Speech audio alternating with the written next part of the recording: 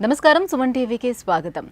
December నెల ద్వాదశ రాశుల వారికి ఏ రకంగా ఉండబోతుంది, సంతానం, ఆరోగ్యం, అలాగే వృత్తి ఉద్యోగాలలో ఎలా ఉండబోతుంది, ఏ గ్రహాలు ఏ స్థానాల్లో ఉన్నాయి, ఎటువంటి పరిహారాన్ని పాటించాలి అనే విషయాన్ని తెలియజేసేందుకు మనతో పాటు ఉన్నారు ప్రముఖ జ్యోతిష్య పండితులు, జ్యోతిష్య రత్న రాళ్లపల్లి రవికుమార్ గారు. గురుగారు నమస్కారం. నమస్కారం అమ్మా. గురుగారు, ద్వాదశ రాశుల వారికి ఏ రకంగా ఉండబోతుందో తెలియజేసే ముందుగా ఏ గ్రహాలు ఏ స్థానాల్లో ఉన్నాయో తెలియజేస్తారా? శరదిందు సమాకారే పరబ్రహ్మ స్వరూపిణి వాసరాపీఠ నిలయే సరస్వతి నమస్తుతే. ఈ నెల ద్వాదశ రాశుల్లో నవగ్రహాలు ఎక్కడున్నాయో ఇప్పుడు తెలుసుకుందాం. ముందుగా రవి ధనుసు రాశిలో ఉన్నారు. మనకి కుజుడు స్వస్థానమైన వృశ్చిక రాశిలో ఉన్నారు. మరియు రాహు వచ్చేసి మనకి మీనరాశిలో ఉన్నారు. అలాగే గురువు వచ్చేసి మనకి మేషరాశిలో ఉన్నారు. శని వచ్చేసి మనకి స్వస్థానమైన కుంభరాశిలో ఉన్నారు. అలాగే బుధుడు వచ్చి మనకి రవితో కలిసి ధనుసు రాశిలో ఉన్నారు.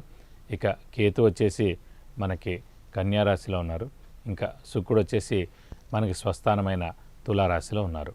గురుగారు, ఇక చివరిదైనటువంటి మీనరాశి వారికి ఈ డిసెంబర్ మాసం అంతా ఎలా ఉండబోతుంది? ఎందుకంటే ఏలినాటి శని మీనరాశి వరకు కూడా నడుస్తుంది కాబట్టి మీరు ఎటువంటి జాగ్రత్తలు తీసుకోవాల్సి ఉంటుంది? అలాగే రాజకీయ నాయకులకి ముఖ్యంగా ఏ రకంగా ఉండబోతుంది? మీనరాశి అనగానే మనకి పూర్వభాద్ర 4 పాదం, ఉత్తరాభాద్ర 4 పాదాలు, రేవతి 4 పాదాలు. ఈ రాశి వారికి గురుబలం ప్రస్తుతం పరిపూర్ణంగా ఉందండి. శని మటుకు బలం తక్కువగా ఉంది, ఎందుకంటే ఏలినాటి శని నడుస్తుంది కాబట్టి. అలాగే రాహుకేతుల బలం కూడా తక్కువగా ఉంది, ఎందుకంటే రాహు రాశిలోనే ఉన్నాడు, కేతు సప్తమ స్థానంలో ఉన్నాడు కాబట్టి రాహుకేతుల బలం తక్కువగా ఉంది, ఏలినాటి శని ఎఫెక్ట్ ఎక్కువగా ఉంది. కానీ గురుబలం మటుకు పరిపూర్ణంగా ఉంది. కానీ మళ్ళీ మీన రాశి వారికి అదృష్టకారకుడు యోగకారకుడైన కుజుడు భాగ్యస్థానంలో స్వస్థానంలో వృశ్చికంలో బాగున్నాడు కాబట్టి అదృష్టం కూడా బాగుంది. వాటి దైవబలం అదృష్టం పరిపూర్ణంగా ఉంది కాబట్టి ఈ రాశి వారికి నవంబర్ కన్నా డిసెంబర్ నెల చాలా బాగుంటుందని చెప్పుకోవాలి. ఏలినాటి శని ఎఫెక్ట్ అప్పుడే ఉండదండి, ఎందుకంటే 2025 ఏప్రిల్ నుంచి రెండో ఫేజ్ స్టార్ట్ అవుతుంది కాబట్టి అప్పటి నుంచి ఎక్కువగా ఉంటుంది. ఇప్పుడు మటుకు అంత ఉండదు, ఎందుకంటే ప్రస్తుతం గురుబలం కూడా బాగుంది కాబట్టి. ఈ రాశి వారికి పట్టిందల్లా బంగారం అనే చెప్పచ్చు. ఆరోగ్యం, ఆయుష్ బాగుంది. ఇంట్లో పెద్దవాళ్ళు, చిన్నపిల్లలు ఆరోగ్యం కూడా బాగుంటుంది. శ్రమ, కాలం, ధనం వ్యర్థం కాకుండా ఉంటుంది. అవసరానికి డబ్బులు సమకూరుతాయి. రావాల్సిన బాకీలు వసూలు అవుతాయి. స్పెక్యులేషన్స్ కలిసి వస్తాయి. మధ్యవర్తిత్వం వహించవచ్చును. డబ్బుకి లోటే ఉండదు. అలాగే వ్యాపారస్తులు కూడా పట్టిందల్లా బంగారం చెప్పుకోవచ్చు. కొత్త వ్యాపారం స్టార్ట్ చేసుకోవచ్చు, లేదంటే ఎక్స్పాన్షన్ కూడా వెళ్ళచ్చు. ఫ్రెండ్స్తో కూడా చాలా బాగుంటుందండి. స్నేహితులు, పాత స్నేహితులు ఎవరైతే ఉన్నారో వారు ఖచ్చితంగా మిమ్మల్ని కలుస్తారు. ఇంకోటి ముఖ్యంగా ఏంటంటే అవివాహితుల వివాహం, సంతానం లేని వారి సంతానం, నిరుద్యోగులకు ఉద్యోగం, ఉద్యోగస్తులు ప్రమోషన్స్, అలాగే నేమ్ అండ్ ఫేమ్, మంచి బాస్ నుంచి మన్నన పొందడం, అలాగే ఫారెన్ టూరు, విజిట్స్, అసైన్మెంట్స్ ఏవైతే ఉన్నాయో ఖచ్చితంగా ఫారెన్ వెళ్ళేందుకు కూడా అవకాశాలు ఎక్కువగా ఉన్నాయి. మీరు గట్టిగా ప్రయత్నిస్తే వెళ్ళేందుకు అవకాశం ఎక్కువగా ఉంది. అలాగే ద్వితీయ స్థానంలో గురువు ఉన్నాడు. ద్వితీయ స్థానం అంటే కుటుంబ స్థానం, నేత్రస్థానం, వాక్స్థానం, ధనస్థానం. సో ధనానికి ఇబ్బంది ఉండదు. కుటుంబంలో సత్సంబంధాలు చాలా బాగుంటాయి. అలాగే ఆరోగ్యపరంగా నేత్రం ప్లస్ ఆరోగ్యం చాలా బాగుంటుంది. అలాగే వాక్ స్థానం కూడా, ఎందుకంటే మంచి వాక్ కలిగి మీరు మంచి మాటలే మాట్లాడతారు. అలాగే ముఖ్యంగా మీన రాశి వారు చాలా సాఫ్ట్ అండి, నిదానంగా ఉంటారు, సాఫ్ట్గా ఉంటారు. సో చాలామంది మోసం చేసేందుకు అవకాశాలు ఉన్నాయి మీన రాశి వారు కూడా. నేను వాళ్ళ సాఫ్ట్నెస్, మంచితనం, పోన్లే వాడి పాపాన్ని వాడే పోతాడు, దేవుడు ఉన్నాడు చూసుకోవడానికి, మనం మంచి చేసాం, మనం ఉపయోగపడ్డాం, ఇలాంటివే ఉంటాయి తప్ప వేరేగా అయితే ఉండరు. కాబట్టి కొంచెం మీరు మారాలి, ఎందుకంటే ఈ కలియుగంలో ఈ మీన రాశి వారికి చాలామంది మోసాలు చేసేవాళ్ళు ఎక్కువగా ఉన్నారు కాబట్టి కొంచెం మారితే మంచిదని. కొంచెం స్ట్రైట్ ఫార్వర్డ్గా ఉండడం, కొంచెం ధైర్యంగా ఉండడం, ఉన్నది ఉన్నట్టు చెప్తే కనుక ఖచ్చితంగా మీకు ఎలాంటి ప్రాబ్లమ్స్ అయినా కూడా ఎక్కువగా ఉండవని చెప్పుకోవాలి. ఇంకోటి వ్యయ స్థానంలో శని ఉండడం చేత నిద్ర తక్కువగా పడుతుంది. అలాగే డబ్బులు మీరు ఎవరికైనా ఇస్తే కనుక అవి తిరిగి రావు, చాలా ఆలస్యంగా వస్తాయి, లేదంటే సగమే వస్తాయి, లేదంటే ఎగ్గొట్టేందుకు అవకాశం ఉంది. అలాగే ఆ కొత్త అప్పులు కూడా చేసేందుకు అవకాశాలు ఎక్కువగానే. బాకీలు వసూలు అవుతాయి. అలాగే షూరిటీస్ కూడా పెట్టచ్చును, మధ్యవర్తిని వహించవచ్చును, స్పెక్యులేషన్స్ కలిసి వస్తాయి.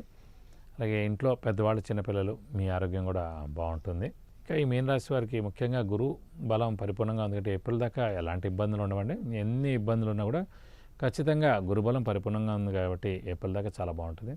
అలాగే ముఖ్యంగా యోగకారకుడు, అదృష్టకారకుడు, లక్ ఫేవర్ చేసే గ్రహం అయిన కుజుడు చాలా బాగున్నాడు కాబట్టి ఇంకా 45 డేస్ మనకి అదృష్టం పరిపూర్ణంగా ఉంది. సో అన్ని విధాలు కూడా మీన రాశి వారికి చాలా బాగుంటుందని చెప్పుకోవాలి.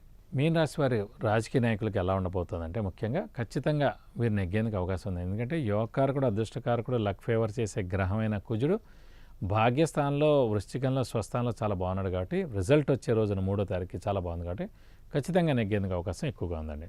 అలా ముఖ్యంగా గురుబలం అనేది పరిపూర్ణంగా ఉంది కాబట్టి ఏప్రిల్ దాకా కూడా ఉంది కాబట్టి గురుబలం దైవబలం దైవానుగ్రహం కూడా బాగుంది కాబట్టి ఖచ్చితంగా నెగ్గచ్చు. ఒక ఏలినాటి ఎఫెక్ట్ ఉంది కాబట్టి ఒక్క 20% అంటే 80% శాతం నెగ్గేందుకు అవకాశం ఎక్కువగా ఉందండి మీన రాశి వారికి. గురుగారు, మీన రాశి వారు వివాహ ప్రయత్నాలు ఏమైనా చేస్తే, ఎందుకంటే శుభముహూర్తాలు కూడా ఉన్నాయి కాబట్టి వాళ్ళు వివాహ ప్రయత్నాలు చేసుకుంటే వివాహం అయ్యే అవకాశం ఎంతవరకు ఉంటుంది?